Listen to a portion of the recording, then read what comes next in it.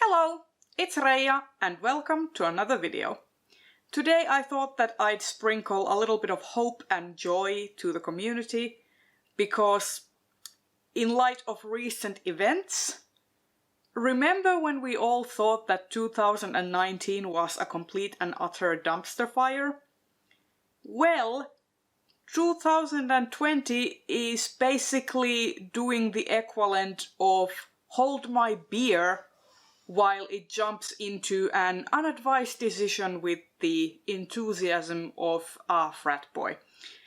So, with that in mind, I thought that I'd revamp the hopeful book tag and let us all bask in some escapism and some nice book recommendations. Because, remember, we are all in this together and we will fare through this, we will survive, and there is light on the other side of the tunnel. So without further ado, let's get cracking with the Hopeful Book Tag 2.0.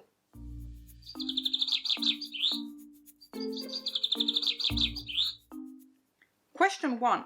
A book world you'd like our world to take some influence from. So first up, I have the Wayfarers trilogy by Becky Chambers. I've talked a lot about how much I enjoy this series. I've read the first two in the current trilogy that's out right now, and I really love them. And the one thing that I really love about this world that she's created is the fact that she has these diverse alien races, but they are all working together. They are all working together to avoid wars, and they are kind of, even though they have different cultures and some of them don't like to mix with others and stuff, they are still maintaining good relations in order to benefit all of their communities and prevent wars and do as much as they can for the United Federation of like alien planets and stuff. So I would very much like our world to take some influence and inspiration from the way global and in this case universal politics are handled. The next world that I would like our world to take some influence and inspiration from is the Tea Dragon Society by Katie O'Neill, and in this case, the idea of maintaining traditions and maintaining like some of the old ways and not let like these old practices disappear. For example, cultural practices such as one would think about in our world the equivalence of like embroidery or like tailoring or making something with your own hands, like putting value in like skilled manual labor. I think sometimes we have kind of lost that in our world, where we are so focused on profit and focused on money and focused on the hustle that we forget to take pleasure in the small things, and we forget to take pleasure in creating and making stuff. And this book really puts a focus on that kind of slow life, that slice of life, that you can have a valuable existence even if you are not always in a hurry, and I think that is a very valuable thing. And I hope our world would take some little bit of influence from this story. Question 2. A book about finding acceptance and love.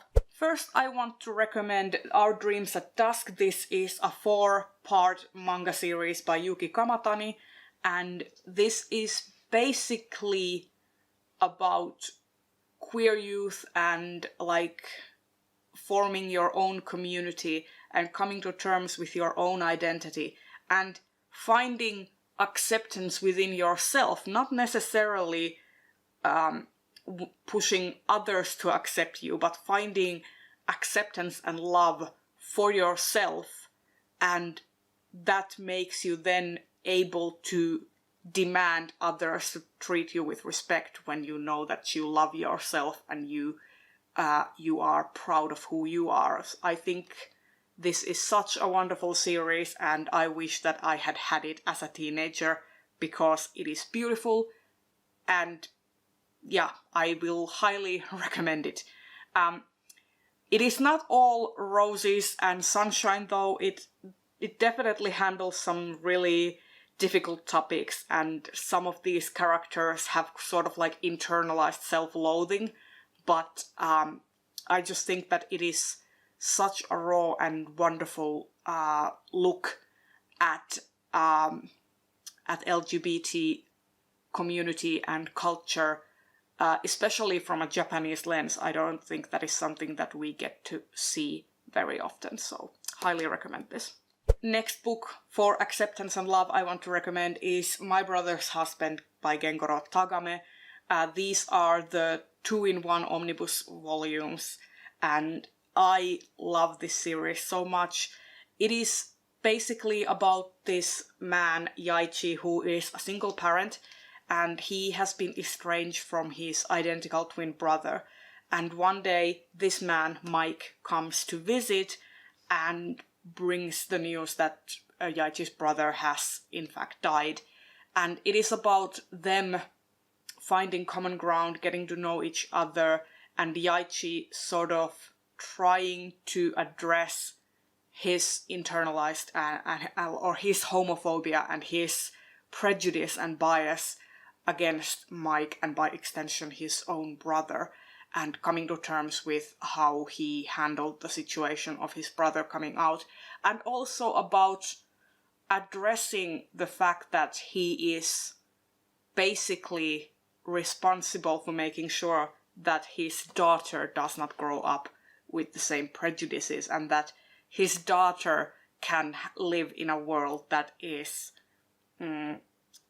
accepting of whoever she wants to be. And this is sort of different from Our Dreams at Dusk in that, whereas Our Dreams at Dusk focuses on finding your inner acceptance and finding your own voice and your own identity, this focuses on someone growing past their own bigotry, and that is a wonderful thing. And finally, sort of like wrapping those two themes of accepting yourself and growing past your bigotry, I think The Prince and the Dressmaker by Jen Wang really combines the two. It is about Prince Sebastian coming to terms with who he wants to be and how he wants to go about living his life, but also about his close family and close relations coming to terms with who he is. And it's wonderful, and this is definitely about acceptance and love, and I highly recommend it. Question 3. A non-fiction book that made you appreciate the world around you. And for this, I want to recommend The Hidden Life of Trees by Peter Wohlleben. This was especially wonderful to listen to on audio. I went on walks when I listened to this, and because it's about plant life and trees and how they communicate with each other, it was so wonderful to walk in nature and take it all in and look at the trees and paying attention to what was being told to me. And it definitely made me feel appreciative of nature and how nature is all around us and all the amazing things that nature can do. So I would highly recommend this book for everyone. Even though the audiobook had some metric system and like mile system like gaffes, I still think that it is very enjoyable. And next up we have Intermission, time to show off your pet or a cute animal that you think will brighten up someone's day. And I will of course show off my cats. Here is Tesla, he is wonderful. Here is Mosfet, he's a little spaz. And here is Hedda, she is a grumpy little grandma. And of course, here are my two lovely boys, Mosfet and Tesla, kissing and having a grand old time. They really love each other. And I hope seeing these kitties in their almost natural habitat of coexisting with us humans will brighten up your day and make you feel just a little bit less stressed out. Question 4. A book about community and people working together for the benefit of all. First, I want to recommend The Semiosis Duology by Sue Burke. This is basically about a colony living on a planet far, far away and growing past the heritage and burden left to them by the original colonists who arrived from Earth. And this is very much about a community that helps each other out. Everyone has an equal voice and an equal right to present themselves in society and to participate in policy making. Everyone helps out by farming or doing labor and chores, but everyone also has something that is their best attribute, something that they are very good at. And I just loved many of the ideas about society and community that this book tackles, or that this duology tackles, and I would highly recommend it. Next up, I want to recommend The Hate You Give by Angie Thomas. This tackles a darker topic of police brutality and what happens when someone gets unjustly killed by a police officer and what that does to a community. And in this case, I want to focus on the fact that the community bands together to fight for the rights of the individual who got shot. And I really like this book, and I feel like there's a reason why it's been on the bestseller list for ever since it got published.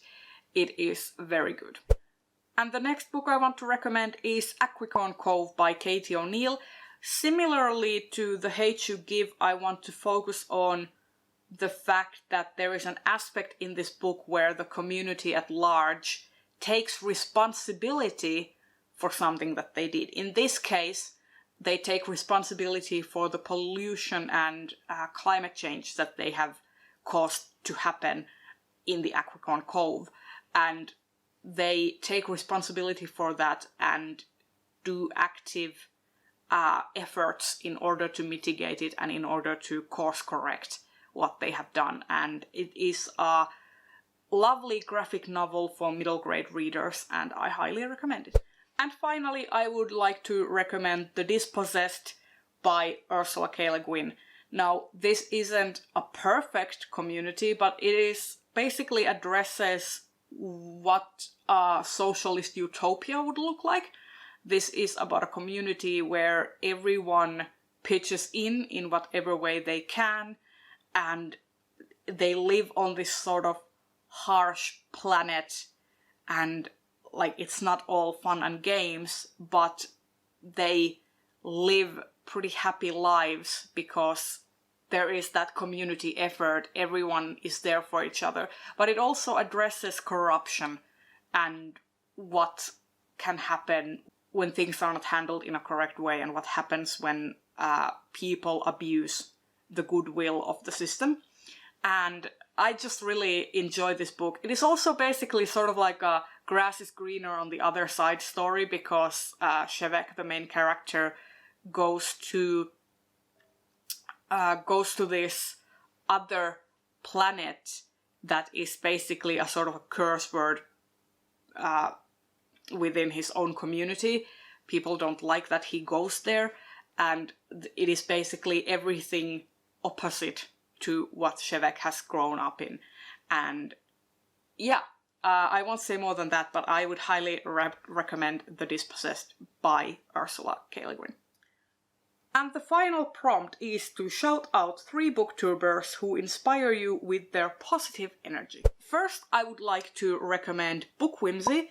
She is very passionate about her channel and about her reads. She is an academic and she brings in her own knowledge base and her own academic specialty into her reading of things, and she's done a very excellent video about books with reproductive rights as themes, and she just brings in such a passion and excitement for everything that she reads, so I would highly recommend her channel.